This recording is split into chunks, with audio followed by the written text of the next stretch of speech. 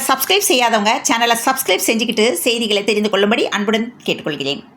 வணக்கம். இன்றைய முக்கிய செய்திகள்.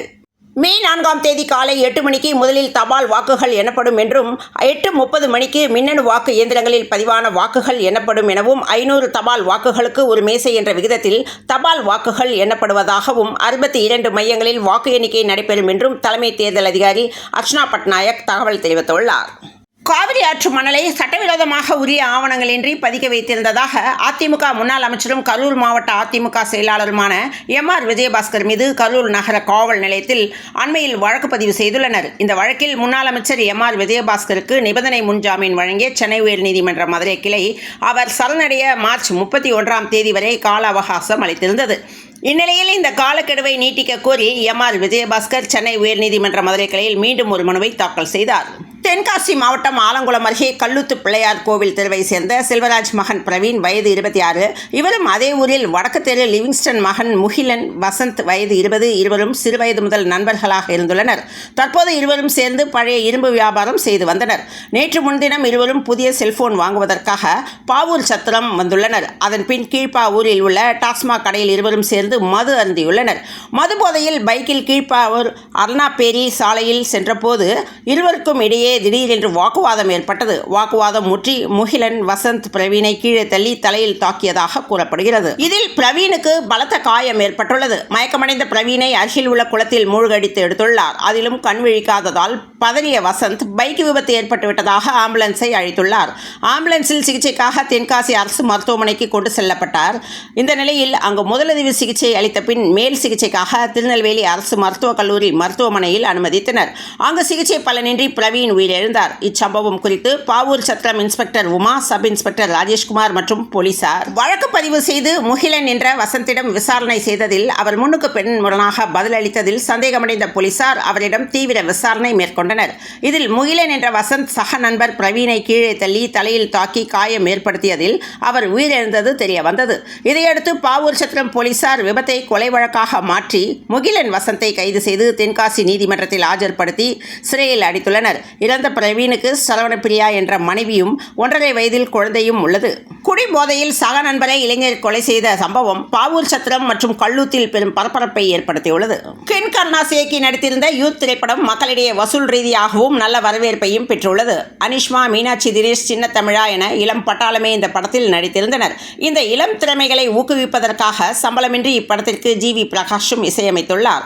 இப்படத்தை பார்த்த பிறகு நடிகர் சூர்யா, சிம்பு ஆகியோர் யூத் படக்குழுவினரை நேரில் அழைத்து பாராட்டியிருந்தனர். அதனைத் தொடர்ந்து மம்முட்டி தொடங்கி ரிஷப் ரெட்டி வரை பலரும் யூத் திரைப்படம் பற்றியும் அதில் நடித்த நடிகர்கள் தொடர்பாகவும் பாராட்டியுள்ளனர்.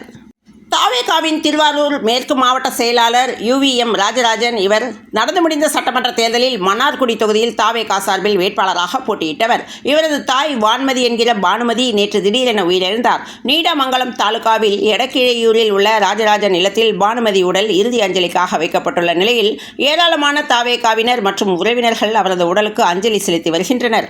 அதிமுக கூட்டணியில் அமமுக சார்பில் போட்டியிட்ட காமராஜ் அரசியல் நாகரீகத்துடன் ராஜராஜன் அம்மா உடலுக்கு அஞ்சலி செலுத்தியது கவனம் பெற்றது. இந்நிலையில் தாவேகா வேட்பாளர் UVM ராஜராஜன் 15 நாட்களுக்கு முன்னாடி என் அம்மா கழுத்து காதில் கிடந்த நகையை அடகு வச்சு தேர்தல் செலவுக்கு எனக்கு பணம் கொடுத்தார் எனவும் நீ ஜெயிக்கணும்டான்னு சொல்லி எனக்கு பக்கபலமாக இருந்தார். தேர்தல் முடிவு வருவதற்குள்ளேயே எங்களை தவிக்க விட்டுவிட்டு போய்விட்டார் என்று கதறியுள்ளார். இது மன்னார்குடி பகுதியில் அரசியல் வட்டாரத்தில் பேசு பொருளாக இருந்து வருகிறது. இது குறித்து தாவேகா வட்டாரத்தில் சிலரிடம் பேசிய போது UVM ராஜராஜன் ஆரம்பத்திலிருந்தே தாவேகாவில் இருக்கிறார் என்றும் திமுக, அதிமுக என அரசியல் கட்சிகளின் நெருக்கடிகளை சமாளித்து தாவேகாவை வளர்த்தவர் என்றும் மன்னார்குடி சட்டமன்ற தொகுதியில் 35,000 பேர் தாவேகாவில் உறுப்பினர்களாக உள்ளனர். தலைவர் விஜய் மன்னார்குடி தொகுதியில் UVM ராஜராஜன் போட்டியிடுவார் என்றதுமே பிரதான அரசியல் கட்சிகளுக்கு புலியை கரைத்தது. குறிப்பாக திமுகவினர் ராஜராஜன் மீது பல விமர்சனங்களை கிளப்பிவிட்டனர்.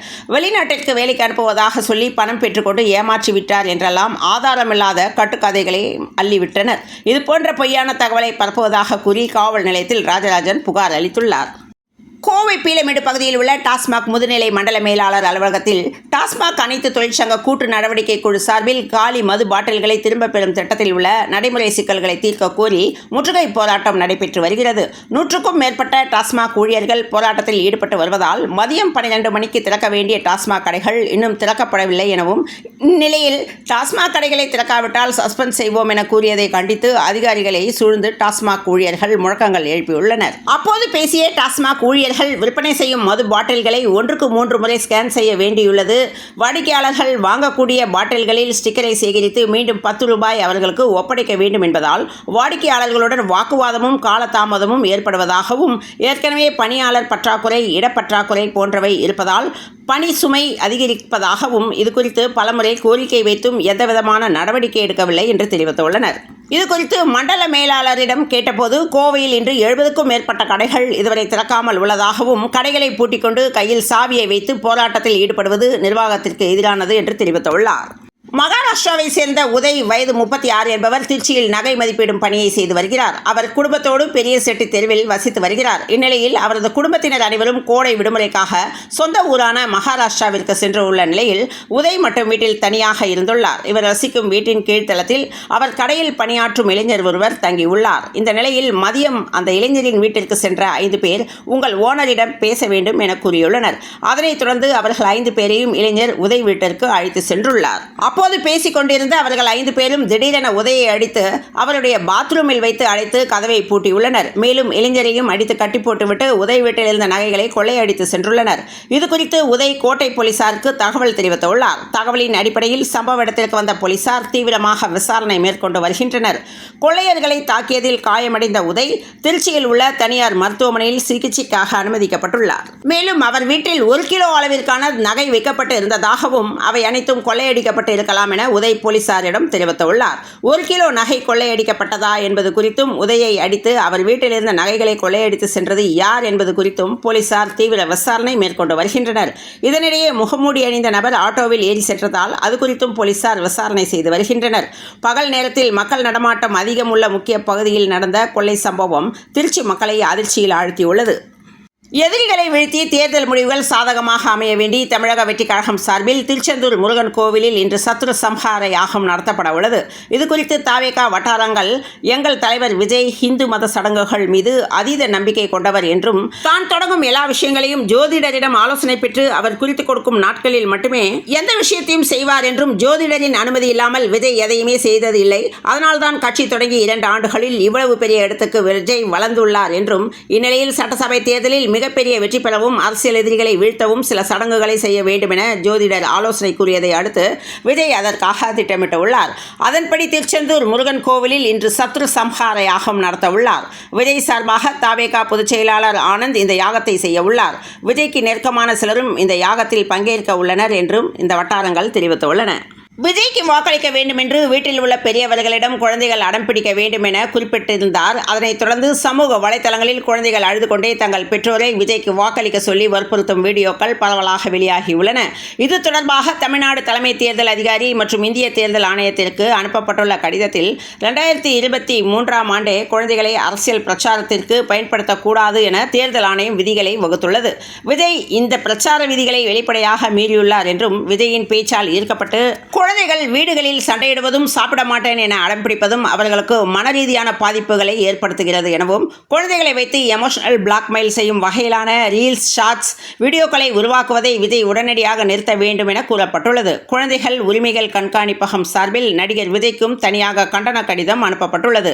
அதில் குழந்தைகளை அரசியலுக்கு பயன்படுத்துவது அவர்களின் உரிமைகளை பாதிக்கும் செயலாகும் எனவும், இந்த விவகாரத்தில் விஜய் பொதுமக்களிடம் பகிரங்கமாக மன்னிப்பு கேட்க வேண்டும் என்றும், உணர்ச்சிகரமான மிரட்டல் வீடியோக்கள் மற்றும் சமூக வலைதள பதிவுகளை பகிர்வதை தவிர்க்க வேண்டும் என்று அந்த கடிதத்தில் வலியுறுத்தப்பட்டுள்ளது. தேர்தல் ஆணையம் இந்த விவகாரத்தில் என்ன மாதிரியான நடவடிக்கை எடுக்கும் என்பது அரசியல் வட்டாரத்தில் பெரும் எதிர்பார்ப்பை ஏற்படுத்தியுள்ளது. முன்னாள் பிரதமர் ராஜீவ்காந்தி கொலை வழக்கில் 31 ஆண்டுகள் சிறை தண்டனை அனுபவித்து உச்சநீதிமன்றத்தால் விடுதலையான ஏஜி பேரறிவாளன் தற்போது தனது வாழ்வின் புதிய அத்தியாயத்தை தொடங்கியுள்ளார். சென்னை உயர்நீதிமன்ற வளாகத்தில் உள்ள தமிழ்நாடு மற்றும் புதுச்சேரி பார் கவுன்சிலில் அவர் முறைப்படி வழக்கறிஞராக பதிவு செய்து கொண்டார். கடந்த மார்ச் மாதம் 5ஆம் தேதி மதுரை ஆலங்குளம் அருகே ஒருவரின் இறுதி ஊர்வலத்தின் போது அவர்களை மறித்து சென்ற கல்லூரி பேருந்து மீது மது போதையில் இருந்த சிலர் கல்வீசி தாக்குதல் நடத்தியதாக கூறப்படுகிறது. மேலும் மது போதையில் பேருந்தை தடுத்து நிறுத்தி மாணவிகளை தவறான வார்த்தைகளால் திட்டி ஓட்டுநரை தாக்கியதோடு பேருந்தையும் சேதப்படுத்தியுள்ளனர். இந்த பிரச்சினை தொடர்புடைய சங்கர், அஜித்குமார், சந்திரபோஸ் ஆகியோர் மீது வழக்கு பதிவு செய்யப்பட்டு கைது செய்யப்பட்டனர். இந்த மூவரும் உயர்நீதிமன்ற மதுரை அமர்வில் முன்ஜாமீன் கோரி மனு தாக்கல் செய்துள்ளனர். இந்த வழக்கை விசாரித்த நீதிபதி இந்த குற்றச்சாட்டுகள் மிகவும் தீவிரமானவை, இதனை அலட்சியமாக எடுத்துக்கொள்ளக்கூடாது எனவும், இறுதி சடங்கு ஊர்வலத்தில் பங்கேற்பது ஒரு சமூக நடைமுறை என்றாலும் அதில் பொதுமக்களின் பாதுகாப்பை அச்சுறுத்தும் உரிமையை வழங்க இயலாது என்றும், எனவே இந்த வழக்கில் விசாரணை அவசியம் என நீதிமன்றம் கருதுகிறது. ஆகவே முன்ஜாமீன் மனுக்கள் தள்ளுபடி செய்யப்படுகின்றன. இதுபோன்ற இறுதி சடங்கு ஊர்வலங்களில் ஒழுங்கற்ற தன்மை அதிகரித்து வருவது நீதிமன்றத்திற்கு கவலை அளிப்பதாக தெரிவித்துள்ளது. தமிழக வெற்றிக் கழக தலைவர் விஜயின் திருச்செந்தூர் ஆன்மீக முயற்சி தேர்தல் முடிவுகளில் எவ்வாறு பிரதிபலிக்கும் என்பது குறித்து அரசியல் விமர்சகர்கள் பல்வேறு கருத்துக்களை முன்வைத்து வருகின்றனர். எனினும் இந்த பூஜையின் விளைவாக அரசியல் வெற்றி கிடைக்குமா என்பது காலத்தின் போக்கில்தான் தெளிவாகும் எனவும், அதுவரை விஜய் எடுத்துள்ள இந்த நடவடிக்கை அரசியல் மற்றும் ஆன்மீக வட்டாரங்களில் தொடர்ந்து பேசு பொருளாக இருக்கும் என்பது உறுதியாகியுள்ளது. சென்னையில் இன்று 22 கேரட் ஆபரண தங்கத்தின் விலை சவரனுக்கு 1040 ரூபாய் குறைந்து 1,12,800 ரூபாய்க்கும், கிராமுக்கு 130 ரூபாய் குறைந்து 1 கிராம் 14,100 ரூபாய்க்கும் விற்பனை செய்யப்படுகிறது. தமிழகத்தில் ஏப்ரல் 30ஆம் தேதி 7 மாவட்டங்களிலும், மே 1ஆம் தேதி 8 மாவட்டங்களிலும் கனமழை பெய்ய வாய்ப்புள்ளதாக சென்னை வானிலை ஆய்வு மையம் தகவல் தெரிவித்துள்ளது. இத்துடன் இந்த செய்திகள் நிறைவடைந்த நிலையில் தொடர்ந்து இணைந்திருங்கள் பிரபாஸ் கதமம் செய்திகளுடன். மீண்டும் மற்றொரு செய்தியில் சந்திப்போம். நன்றி, வணக்கம்.